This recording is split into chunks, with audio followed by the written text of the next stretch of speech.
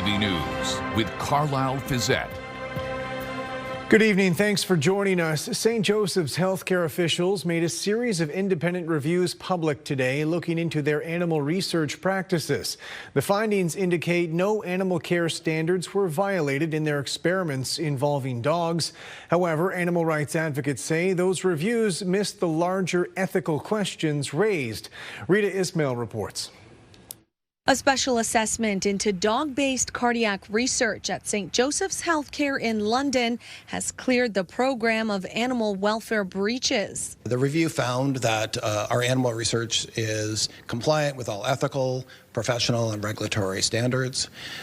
It also looked at whether the research we were doing on dogs was scientifically justified and valid, and the answer to that was yes. The third-party report follows an independent review by Western University's Animal Care Committee and the Canadian Council on Animal Care last fall. Investigators reviewed records, conducted site visits, and interviewed staff. They concluded the dogs had appropriate bedding, enrichment toys, and socialization programs. But while the report cleared the research team of wrongdoing, it also found communication failures. The review also had a couple of recommendations for us. One was to say, although you weren't doing it secretively, could you have been more transparent about the work they were doing to the general public? And the recommendation was yes, we could be more transparent about that work going forward. The research program has since been halted, and the remaining dogs have been transferred for adoption. However, animal rights organization Animal Justice says the reviews focused on the wrong issue. Nobody has ever alleged that this case was problematic because they didn't follow the rules. And in fact, Animal Justice didn't even file a legal complaint with authorities because we didn't believe any laws were broken. The issue that I think the rest of the public in Ontario came to agree with us on was that these experiments never should have been conducted in the first place. The head of Western's Animal Care Clinic, Arthur Brown, says he understands the outrage over the use of dogs in research, but stresses the importance of the work. I can't imagine a person who wouldn't feel bad for the dogs.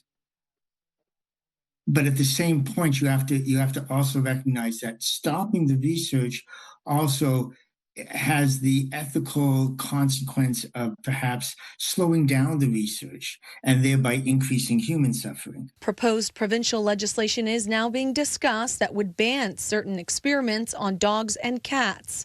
St. Joseph says it is working to improve transparency moving forward. The two recommendations outlined in the review must be addressed by February of next year. Rita Ismail, CTV News. OPP say one person was killed in a crash near Milton last night. According to police, it happened just after 7 p.m. on Perth Line 72 between Road 147 and Road 136.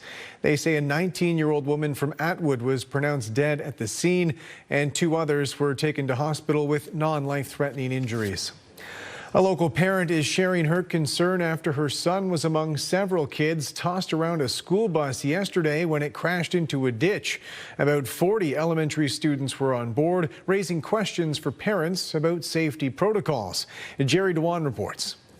13-year-old Grayson Landry was one of the East Oxford Central Public School students in a Lang school bus as it swerved on an icy road on Wednesday morning. She went to one side of the road to the next, then back, and then into the ditch pretty hard. But the rough ride wasn't done there. First, we hit forwards against the seat, and then everybody goes to the right side of the bus. Landry immediately noticed injuries to students sitting near him. One that had a cut on his palm and one that had a cut on his head. Grayson called his parents. They arrived on scene shortly after and captured these images. He must have hung up and called me back 4 or 5 times. He said, "Be careful, Mom, be careful, Mom. It's slippery. People are falling." Another student directed Grayson to open the rear emergency door, and he did. Still, he was worried about the extent of the injuries to students on the bus. If I'm looking to my right and I see 2 kids that are hurt out of 4, I don't know how many kids are going to be hurt up at the front, especially if they're little or standing up or whatever. Megan Landry is still unsure if buses should have been running. On Tuesday evening, police and others began warning of possible freezing rain. In this case, the stretch of gravel road where the bus went into the ditch was particularly slick. Which was just past the 4-way stop where the pavement turns to gravel.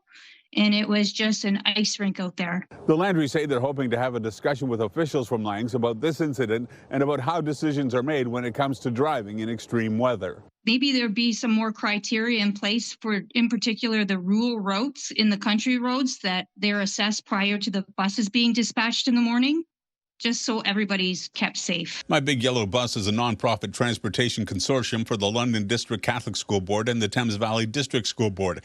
According to their website, individual bus companies decide whether or not to run. That decision is made by 6:30 a.m. to ensure caregivers and students have the information they need. Landry says Catholic Board buses did not run on Wednesday morning. Jerry DeWan, CTV News. More fallout today from a contentious planning meeting at London City Hall. Councillor David Ferreira is not backing down from his comment about campaign donations prior to the committee's decision to support a controversial high-rise proposal. With the latest, here's Daryl Newcomb. This frustration is real. I want to see good planning. I want to see good governance. Councillor David Ferreira is still baffled by the Planning Committee's recommendation to approve a 30-story high-rise at Rideout in Kent, despite a staff report recommending refusal because it's too tall for the North Talbot neighborhood. And Ferreira still stands behind his comment about campaign donations and committee members. We're discussing the money and the DCs and the tax revenue generation and the campaign donations that might come out of that too. I'm allowed to state my opinion without fear of someone attacking my character. Do you regret saying that? No, I was just speaking to what everybody was thinking. Do you think that there is inappropriate levels of influence by lobbyists at City Hall? Potentially. Councillor Lehman maintains his motion to approve the high-rise stemmed from his support for downtown intensification, not lobbying. In the downtown boundary, we're allowed 45 stories. This is across the street from the boundary. The president of York Developments, Ali Soufan, sent this letter to the planning committee that's posted on the public agenda, arguing for his high-rise proposal. In 2022, Soufan made a $1,200 donation to Lehman's re-election campaign. I could never let that influence my decision. In fact, in the past, I've voted against applications that have been supporters of mine, as do other councillors. It was back in October of 2023 that Councillor Ferreira, along with Councillor Skylar Frank, brought forward a motion requesting council create a so-called lobbyist registry. We need to add these layers and levels of oversight. The motion was defeated, with some opponents arguing the administrative costs would be too high. When it comes to transparency, I think a lobby registry would potentially help. When it comes to accountability, I think that would also help as well. We meet with people all the time, and if I was to keep track of my interactions with businesses, with people I meet in the grocery stores, I have meetings all the time here on applications or on things that people want to see done. Council will make a final decision about the high-rise March 3rd. Daryl Newcomb, CTV News. London police officials say their open-air drug use strategy is making a meaningful difference. And with more on the police data, here's Lauren Stallone. The London Police Service Board held their monthly meeting today, an update on the open-air drug use strategy at the forefront of the conversation. Officers have interacted with over 1,025 unique individuals, and more than half of these individuals have had multiple interactions, reflecting the reoccurring nature of open-air substance use challenges in certain areas. The strategy launched in April of 2025 to address concerns of open-air substance use in public spaces. Since then, data has been collected to determine the effectiveness of the strategy. The data I'll be referring to today will cover the period from April 8th, 2025 through January 19th, 2026. Researchers say major findings include business owners feel safer and more supported, and there have been fewer complaints of open-air drug consumption since the strategy's implementation. The average level of agreement with the statement, "My employees have expressed safety concerns relating to the location of the business," dropped from 4.40 to 3.37. London police say high visibility patrols, engagement efforts, and coordination with community supports have made a significant difference. These changes, while incremental, are meaningful as they demonstrate that the strategy is contributing to measurable improvements in satisfaction with police presence. Some board members expressed concerns regarding if seasonality played a factor in the findings, with fewer people on the streets during the winter months. We see that because of the winter months, there's less contact. The intention is to run this through and make sure that we conduct phase 2 appropriately. London police say phase 2 will include data collection conducted from majority of summer months as opposed to winter months to ensure a fulsome update. Lauren Stallone, CTV News. A manslaughter trial in London heard testimony today surrounding the cause of death for a young mother 3 years ago. The court has heard 34-year-old Jordan Colley sold cocaine to the victim and her spouse in May 2023. Christina Bestward ended up dying after consuming the drugs. A toxicologist testified today saying Bestward had 11 nanograms of fentanyl in her system. The court heard the cause of death was multi-drug toxicity. Carlyle has pleaded not guilty to manslaughter and criminal negligence causing bodily harm. Closing arguments are expected next week. Change is coming for one of London's largest food producers. Nestle officials say they're selling their ice cream business, including their South London facility. With more on what happens next, here's Brian Bicknell. It's an unknown future for this London, Ontario ice cream plant. For Nestle, we're not exiting the ice cream category. We're just utilizing a different business model. Nestle announced Thursday it has entered into advanced negotiations to sell the remainder of its ice cream business to Frenary, the ice cream-focused joint venture it created in 2016 with buyout firm PAI Partners. The sale includes the Canadian market and the London plant. Produces amazing products. It's a factory of very dedicated, talented people, and they will continue to do what they have been doing, understanding we're having a little uncertainty at the moment, but hopefully that will be clarified quickly in the future. According to the Teamsters Union, there are between 600 and at peak season 800 unionized employees at the London plant. Currently, they have 2 years left in a collective agreement. Union leadership says right now their goal is to protect those jobs. Business representative Gary Bast says not knowing what's in store is the hardest part. Are they going to reduce manpower? Are they going to increase manpower? It's all unknown. That plant is a good mid-class job. Like, those guys make good wages. Most of them are from the community of London. We're in the same boat as everybody else. We just don't know what's going to happen. In the meantime, one food industry expert says the change in ownership is not necessarily bad news. You can't think of a plant as a standalone entity. It needs a network of ingredients, of knowledge to support it. And London actually has that. Nestle says the transition to the new owner will take 12 to 18 months. During that time, it will be business as usual. Brian Bicknell, CTV News. There appears to be a growing consensus among Canadian decision makers. A full North American trade agreement renewal looks increasingly unlikely. As a trade mission to Mexico wraps up, shared priorities have been identified. But as Mike Lucatura reports, it doesn't look like those are shared by the Americans. It's about time that we are less reliant and more resilient. Finance Minister François-Philippe Champagne believes Canadians understand the reality of the situation. While President Donald Trump continues to say he could walk away from CUSMA, the New York Times is reporting 2 Canadian officials involved in trade discussions say expectations for a full renewal of the deal are very low. Still, the minister isn't ready to give up hope yet. So we'll continue to make the point and keep telling them that we're ready at the table whenever the parties want to review CUSMA. Now, it comes as the minister overseeing trade with the U.S. just wrapped up a trade mission to Mexico. There's no division as between the interest of Mexico and Canada in committing ourselves to the trilateral trade agreement. This trade expert believes threats from the White House are part of the negotiation, but Canada needs to continue making a case for CUSMA. to members of Congress, to state governments, to U.S. business, to underscore how important this agreement is to the United States. There is a sense of urgency to end the trade war with the U.S. According to Statistics Canada, this country's trade deficit grew to $31.3 billion last year, the largest since the COVID-19 pandemic. Overall exports are down slightly, but the Canadian economy is slowly shifting away from the U.S., with 5.8% fewer exports going south.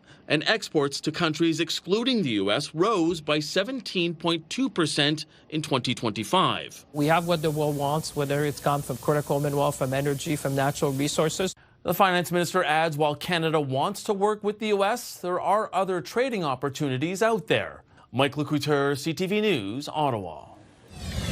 Still to come, seeking superstar support, the local students and their campaign to catch the attention of Austin Matthews.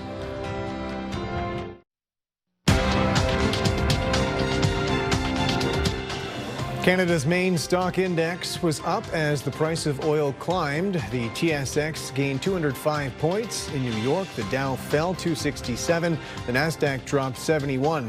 The Canadian dollar down 1/10 cent. On commodity markets, gold lost $12 an ounce and oil gained $1.35 a barrel. The former Prince Andrew was arrested today, facing a charge of serious misconduct. He's accused of sharing sensitive information with convicted sex offender Jeffrey Epstein while he was a special British trade envoy. With more on that investigation and its royal implications, here's Abigail Beeman. Police stand outside Sandringham Estate, home to former Prince Andrew, later seen leaving a police station in this vehicle. The arrest on suspicion of misconduct in public office comes after police said they were looking into allegations Mountbatten Windsor had passed on documents to the late sex offender Jeffrey Epstein while he was working as a trade envoy. It truly is a seismic moment for this country, and I think for the monarchy as well. So, what's your reaction to your brother's arrest? King Charles wasn't answering questions Thursday about his little brother, but released a statement saying he learned the news with the deepest concern and the law must take its course. Mountbatten Windsor spent a decade as trade envoy. He made about a dozen visits to Canada in that period. Emails released in the Epstein files suggest he shared UK government reports in 2010. Mountbatten Windsor has always denied wrongdoing. Whether those details that were passed on by Andrew to Epstein were all part of his job and part of his responsibilities, well, that's an open question. However, the official guidance for trade envoys was that they have a duty of confidentiality. The family of Virginia Giuffre says the arrest is a win for Epstein victims. She died by suicide in May and in 2022 settled a lawsuit accusing the former prince of sexually abusing her as a teenager. I think we're very hopeful that this is the start of the domino effect. This is where the house of cards starts falling. Police released a short statement after the former prince was seen leaving the police station, saying he was released under investigation with some police searches of royal property still underway. Abigail Beeman, CTV News, Ottawa. Good evening. Mild temperatures overnight and some rain in the forecast heading into your Friday. Thanks, Lori, for this photo of Rawlings. If you are heading out in the morning for a walk, you'll need your umbrella. Winds picking up out of the east and temperatures holding mild through the early part of the day before a drop Friday evening. Stay with us. I'll have your local weather details coming up in just a few minutes. Welcome back on the desk with Julie now on what has been certainly a milder week. We saw a thunderstorm last night and today in some parts of the region. With those milder temperatures, it even felt spring-like at times. It did. I don't know if I'd go so far as to call it the fake spring that we sometimes get. I want to see double digits before we call that, but it's been a nice little relief. Yes, a little reprieve from the deep cold of winter, where they're still dealing with that in the prairies tonight. Parts of northern Saskatchewan, even northern Alberta with wind chills close to -40. Edmonton has a cold weather warning in effect. Back here at home, on the mild side, and temperatures holding mild tonight. We're staying above the freezing mark, and we won't see a big drop off. Temperatures anywhere from 1 to 3 degrees in most areas, and the temperature is going to climb tonight. So we will see the warmth building as the warm front lifts in. Now, there is a chance for a few showers overnight. The main rain will hold off until just before sunrise Friday, so anytime after 3 to 4 a.m. we'll start to see some more steady rain develop, and that's how we'll start our Friday. So satellite radar shows some cold air on the northern side. We have a low pressure system towards Lake Superior, and you can see some snowfall on the northern flank of this system. So heading into Friday morning, look at this line. Yikes. Snowfall expected. Now, this is northeast of Toronto, so this includes areas like Peterborough, the Kawarthas, and towards Kingston, moving east toward Ottawa. So picking up some heavy amounts of snow. Mixed precipitation associated with it as well, even the risk of a thunderstorm. Now, in London and area here on Perth, Grey Bruce, you'll be dealing with cloud cover and rain early today, and then by the afternoon, just cloudy. Now, there's a chance for flurries developing heading into Friday night. The cold will follow this system. Now, the temperature is not going to drop right off. We will see temperatures drop to freezing and just below, which will transition us from rain to some light snowfall. We'll also see some gusty winds with the passage of the cold front. So rain comes to an end. We'll reach our high Friday afternoon, likely at around noon hour, and then the temperature will start to tumble heading into the evening. If you have travel plans, Friday night we could see some icy roads develop into early Saturday morning as the temperature drops down to 0, especially that black ice, because we are expecting it to be mild, and then with that melt on, we could see a bit of freezing over. At the freezing mark with flurries in the forecast on Sunday, -2 on Monday, mix of sun and cloud Tuesday. Daytime highs early next week, back below the freezing mark, and overnight lows getting awfully cold again from -6 to -12. The next opportunity for some mixing and a messy weather system will come to us on Wednesday. The high +2, and we'll hit 1 degree on Thursday. Midwestern Ontario, your forecast heading into tomorrow. Cloudy with rain first thing in the morning, and then cloudy in the afternoon. Chance for flurries a Friday evening. We have flurries in the forecast on Saturday. Daytime highs anywhere from 0 to +1. Cloudy on Sunday. Next chance for some nice sunshine will come in on Monday under a mix of sun and cloud in the high at -5. But a cold start to the week in the region with daytime highs between -5 and -6. Back to you. Thanks, Julie. More overtime drama at the Olympics today, but this time Canada did not come out on top. Our women's hockey team took the heavily favored Americans to overtime in the gold medal game, but couldn't find a winning goal of their own. Garrett Berry reports. Heartbreak in Milan.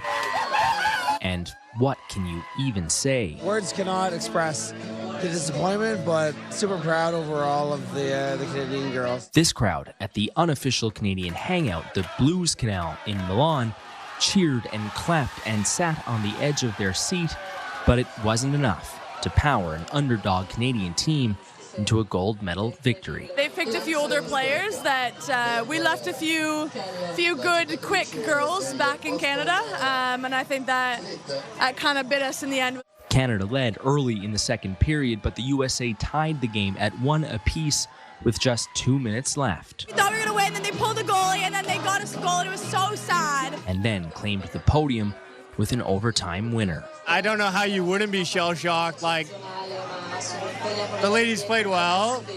They had a chance. American Megan Keller scored the golden goal, slicing through the Canadian defense in 3-on-3 overtime. Very disappointed and really sad. Proud of the U.S. girls, proud of women's sports altogether. It was great display of athleticism out there, but us Canadians, we're sad about this. Tears from Canadian captain Marie-Philippe Poulin. The 5-time Olympian said it's too early to decide her hockey future, but had lots of praise for her teammates. They're the reason why I wear that jersey with so much pride. I'm truly lucky to be part of this group.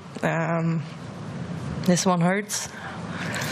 We wanted to bring it back to Canada. We came out short. Canada's hockey hopes now rest with the men who take on Finland in a semifinal matchup tomorrow afternoon. We're going to get them. Garrett Berry, CTV News, Milan.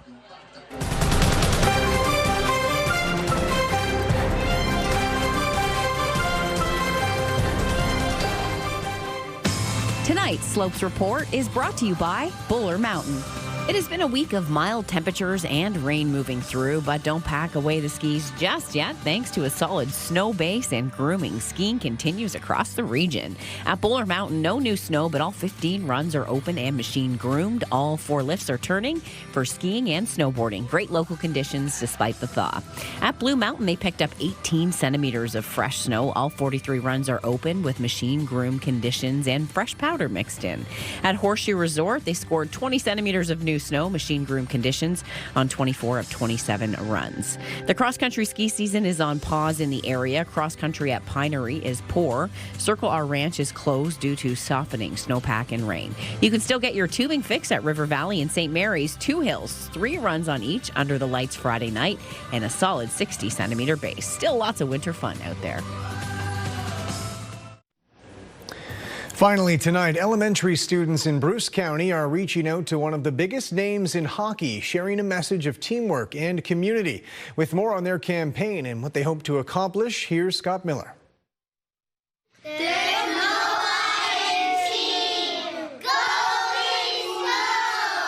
Mrs. Gordon's grade 2-3 class at Tara Aaron Elementary School are recording their latest Instagram reel. The group of 7- and 8-year-olds are trying to get Toronto Maple Leaf captain Austin Matthews to like, share, or comment on videos focusing on teamwork and community. We're trying to get him, Austin Matthews, to reply, and because he's a really good person, he goes to visit sick kids' hospitals.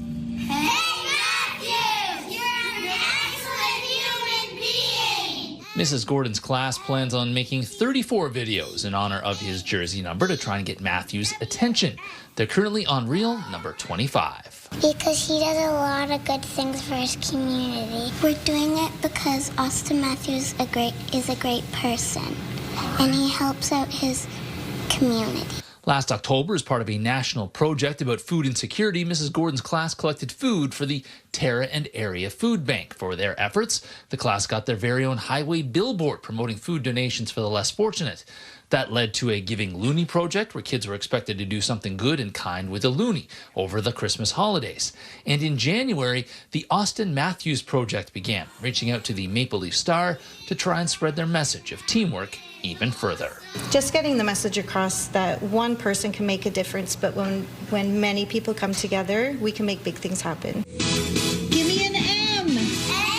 Give me an A. So far, their daily Instagram reels haven't received a response from Matthews.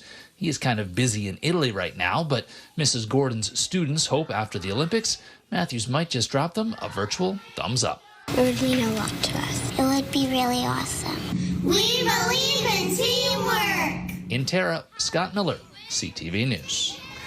That's it for us. Thanks for watching. For all of us at CTV News London, I'm Carlyle Fiset. Have a good night.